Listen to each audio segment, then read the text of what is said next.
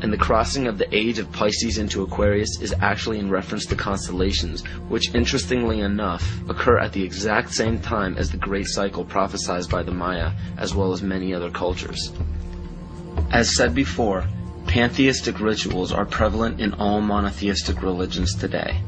Circumcision is a pagan ritual, marking males in a ceremonial fashion.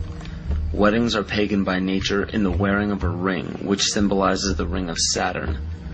Funerals follow the same pagan-derived ritual when a sacred geometrical tomb is placed over a grave to embody and immortalize the spirit. Baptism is a ritual to submerge a child in holy water to symbolize the renewal of life, just as rain replenishes the earth.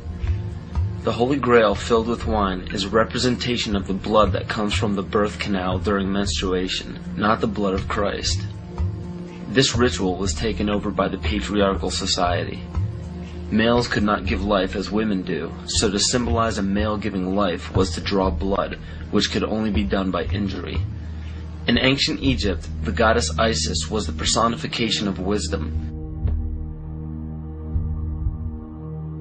Pharaoh Akhenaten changed the worship to himself as he proclaimed himself Amun-Re, the sun god. The word Amen at the end of a prayer spawned from the praise given to Amun-Re.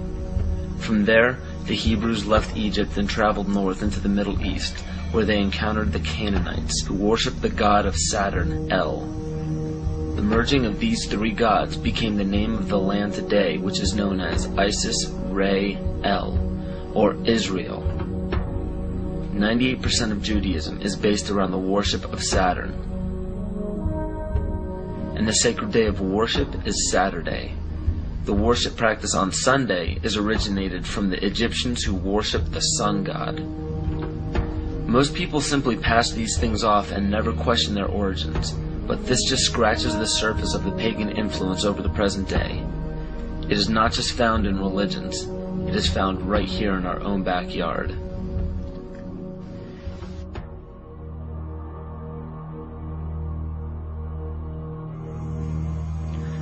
On January 22, 1783, Congress ratified a contract stating that all bills of credit emitted, monies borrowed, and debts contracted by or under the authority of Congress before the assembling of the United States in pursuance of the present Confederation shall be deemed and considered a charge against the United States for payment and satisfaction whereof the United States and the public faith are hereby solemnly pledged. The party that the U.S. owed these loans to? King George. I hope this paints a picture for you of how Great Britain funded both sides of the Revolution. To this day, Great Britain collects taxes from the United States via the IRS. The IRS isn't even an agency of the United States government. If you don't believe me, look up IRS publication 6209. The FCC, CIA, FBI, and NASA were never part of the United States government. The U.S. government only holds shares of the stock in various agencies. Social Security numbers are also issued by the UN through the IMF.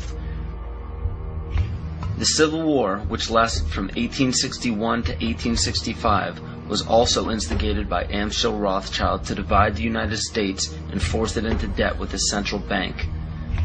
The goal was to put the country of the U.S. back into the hands of Britain through huge loans taken out for munitions. To do this, it was crucial to put a controversial issue in limbo such as slavery. Knowing full well that the Declaration of Independence would create an uproar among southern states that depended heavily upon slave labor, it was signed in Philadelphia, Pennsylvania by 35 people, 33 of whom were Freemasons. John Brown was a Mason and a Rosicrucian who was brought to power by William Lloyd Garrison and Senator Charles Sumner, both descendants of the Illuminati bloodline. With the help of the New York Times, John Brown was built up to be a hero in the anti-slavery movement.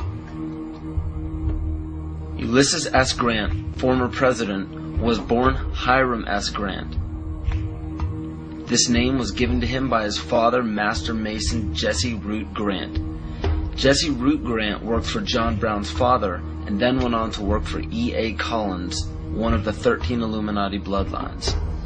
Ulysses S. Grant was brought to power rapidly with help from Collins. From April 1861 to May 1864, Grant went from the rank of private to commander-in-chief of the entire Union Army. Once Grant was appointed president, his cabinet consisted of 8 Freemasons, including Alphonso Taft, which was William Taft's father, who was also an ancestor of Bill Clinton. Jonas Mills Bundy was one of the 13 Illuminati bloodlines, who was also the presidential advisor to Grant as well as the next 2 presidents. And cabinet member Columbus Delano was Franklin Delano Roosevelt's grandfather.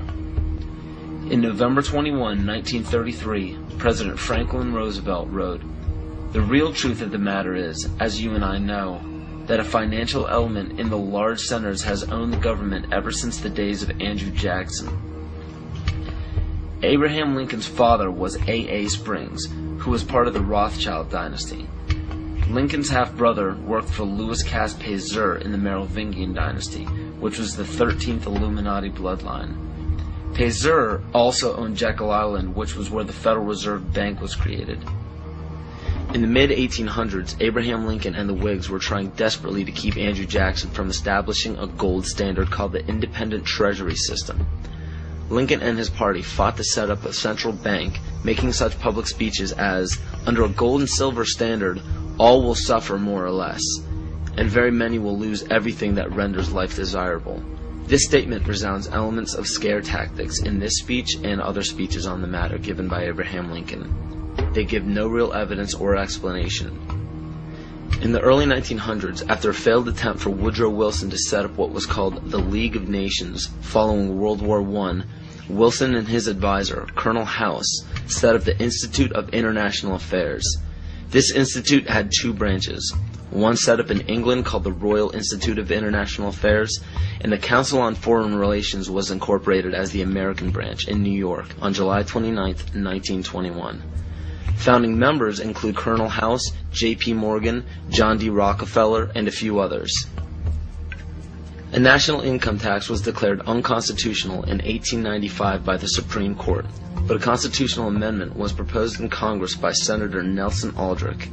This makes much more sense when you notice that Nelson Aldrich was also known as being the authentic voice of J.P. Morgan and later married into the Rockefeller family.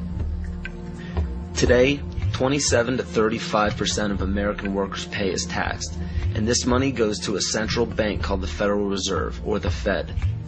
For those of you who are unaware of the Federal Reserve Bank and what it is capable of, it is a non-government-owned bank that provides the U.S. with all of its currency. They control the inflation rate by the amount of money in circulation. Yet the most amazing aspect of the central bank is the suspension of specie payments, in which the Fed can refuse to pay their obligations, yet taxpayers must pay their debts or go bankrupt. In other words, the suspension of specie payments is the central bank's right to breach a contract with no penalty whatsoever. In even simpler terms, it's called theft. How is it that the Fed is allowed to breach any contract they wish without penalty from the government? The answer is simple. The Federal Reserve Bank has power over the government instead of under it. Carroll Quigley, Bill Clinton's mentor while at Georgetown University, wrote of central banks, "They want nothing less than to create a world system of financial control in private hands, able to dominate the political system of each country and the economy of the world as a whole, controlled in a feudalist fashion by the central banks of the world acting in concert, by secret agreements arrived at in frequent private meetings and conferences." It is important to note that nearly all of the founders of the Federal Reserve Bank were involved in the conception of the Council on Foreign Relations. Since 1934, when the Fed was established, almost every United States Secretary of State, all Secretaries of War or Defense since Henry L. Stimson, almost every head of CIA since Allen Dulles, nearly all presidential candidates, Dwight D. Eisenhower, JFK, Richard Nixon, and Bill Clinton were members of the CFR. George Bush Sr. was actually the CFR director from 1977 to 1979. Understand that all of these high-ranking government positions were lobbied into place by the organizations set up by the international banking cartel. There are secret meetings held everywhere by many of the same members in the Trilateral Commission, the Bilderberg Group, the Club of Rome, the United Nations, and the 2 branches of the Institute of International Affairs. These groups make up what is known as the Round Table, developed by